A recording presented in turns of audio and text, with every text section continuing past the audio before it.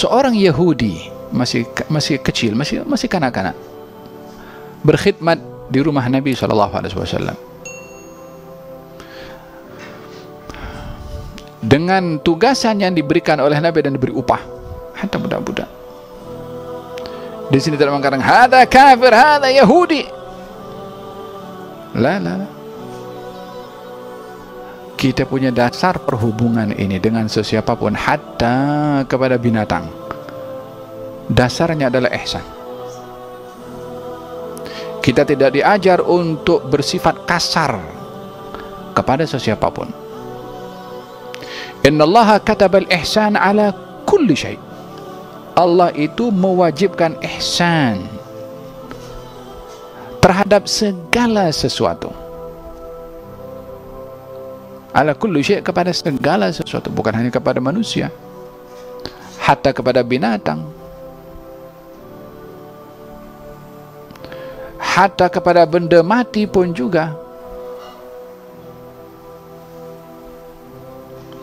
Di saat seseorang berwudu dengan air dan dilihat nampak banyak sangat menggunakan air,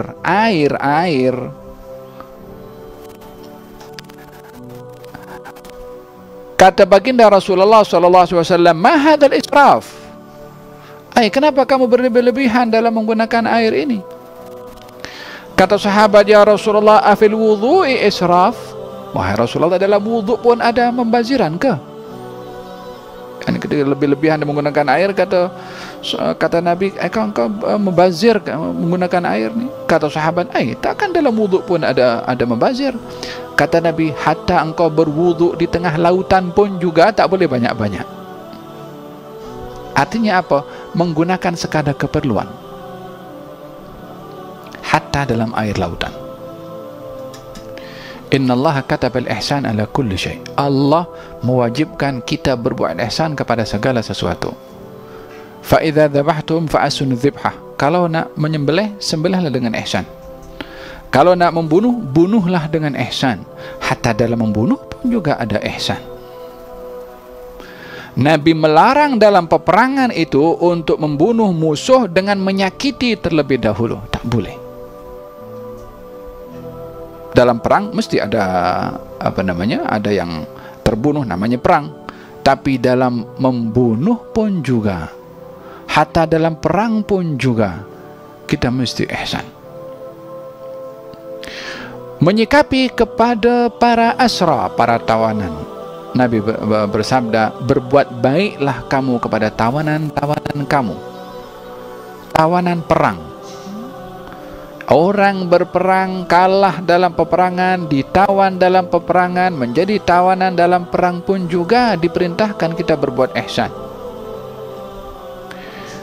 Bagaimana agaknya dengan sikap orang yang memerangi negara-negara Muslim yang ditangkap, ditelanjangi dan buat macam-macam itu?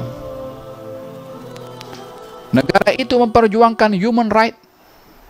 Ikut madhab siapa human right kalau berbuat begitu? Haknya siapa? Rightnya siapa?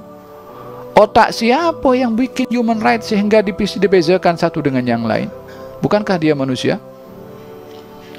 Kalau binatang di negaranya dipelihara, dijaga, dilindungi, orang yang berbuat tak betul kepada binatang masuk masuk penjara, wala kena fine, kena saman.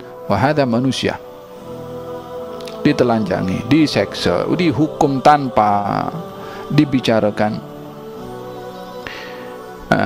Human right-nya orang-orang yang tidak belajar, yang tidak punya hati nurani, yang tidak tahu tentang human right yang diajar oleh Nabi Muhammad SAW, yang bersabda, berbuat baiklah kamu kepada tawanan-tawanan kamu.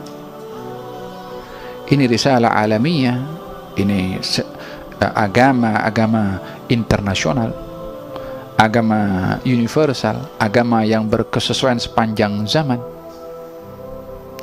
Ini agama yang menghargai kebebasan manusia di dalam mengungkapkan dan menghargai tentang manusia itu sendiri sebagai manusia. Tidak mencerca, tidak menghina, tidak merendahkan di tempat yang tidak sepatutnya. hatta dia tidak beriman kepada baginda Rasulullah sallallahu alaihi wa ala alihi wasallam, tidak seperti orang-orang yang tak suka kepada sebahagian segelintir orang Islam yang dicerca Nabi Muhammad sallallahu alaihi wasallam. Awak tak suka kepada golongan orang Islam, ya hadapilah orang yang tak betul tu, jangan dihina nabinya. Faham tu? Baginda Rasulullah sallallahu alaihi wasallam, seorang Yahudi bekerja di rumah Nabi sallallahu alaihi wasallam. Sakit si Yahudi ini, diziarahi oleh baginda Rasulullah. Budak diziarahi oleh Nabi sallallahu alaihi wasallam. Ya, karena setiap tindakannya ada message, ada risalah, ada tujuan, ada tarbiyah, ada dakwah. Dan itu adalah menjadi tugasan utama kepada baginda Rasulullah. Diziarahi, terkejut itu budak ketika diziarahi. Orang tuanya pun juga begitu. Kemudian Nabi mengatakan kepada budak itu, masuklah kamu dalam Islam. Saat diziarahi, hatinya terpikat. Ini budak sudah sekian lama bekerja dengan baginda Rasulullah SAW. Saat sakit diziarahi, maka orang itu gembira.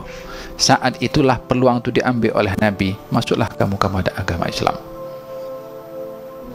Maka budak tadi tengok kepada bapaknya, boleh ke?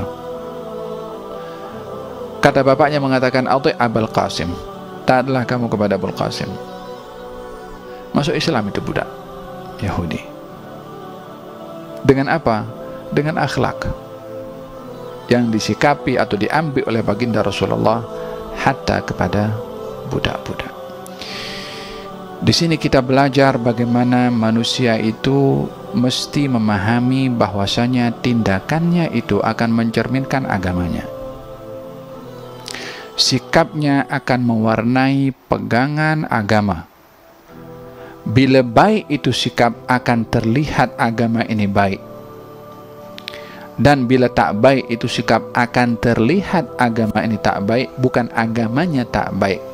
Terlihat tak baik disebabkan oleh karena kerenah orang-orang Muslim yang tidak baik akhlaknya.